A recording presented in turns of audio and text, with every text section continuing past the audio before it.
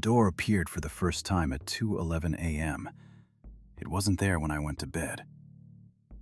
I know that because my hallway is short. 3 steps from my bedroom to the kitchen. Nothing extra, nothing hidden. But that night, there was a 4th wall.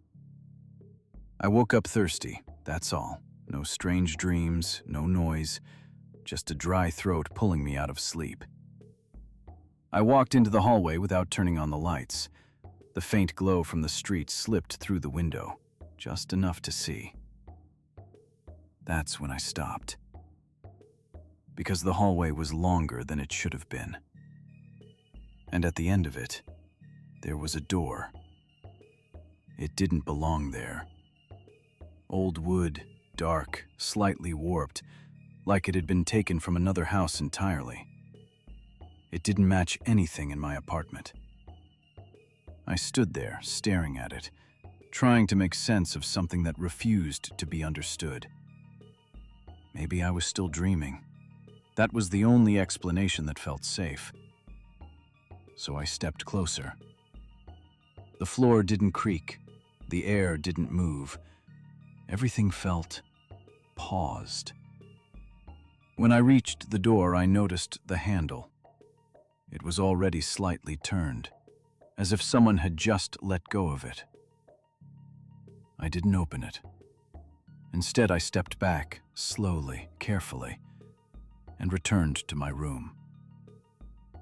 When I woke up in the morning, the hallway was normal again. 3 steps, no door. I told myself it was a dream, a vivid one, the kind that lingers after you wake up. But the next night, it happened again. 2:11 a.m. I woke up without knowing why. The air felt colder, and somewhere in the apartment, something felt wrong. I stepped into the hallway, and there it was, the door, exactly where it had been before, waiting. This time, I didn't go back to bed. I stood there for a long time, watching it, expecting it to disappear or move or do anything at all. But it didn't. It just stood there, silent. Eventually, I reached for the handle. My fingers hovered just above it, and that was when I heard something. A sound, soft, barely there, coming from the other side. Breathing, slow, patient, as if something was standing right behind the door, listening. I pulled my hand away instantly. My heart started racing, and for the first time, I felt real fear. The door wasn't just there. Something was behind it. I didn't sleep the rest of the night, and when morning came, it was gone again. But something had changed. There were marks on the floor, thin lines, like something heavy had been dragged across the wood, from the door toward my bedroom. The 3rd night, I was ready. I stayed awake, watching the clock. 2:09, 2:10, 2:11. The air shifted, and the hallway stretched again. The door appeared, but this time it was different. It was closer. Not at the end of the hallway, but halfway down. My chest tightened. That wasn't possible. It was moving. Not while I watched, but every night, a little closer. I stepped toward it again. The breathing was louder now, and something else. A faint tapping from the inside, like fingers trying to find the surface. I didn't reach for the handle this time. I just stood there, listening. And then, the handle moved. By itself. A slow turn. A quiet click. The door opened just a little. A thin line of darkness appeared between the frame, and from that darkness, something shifted. I saw movement, not clearly, not fully, just enough to know it was looking at me.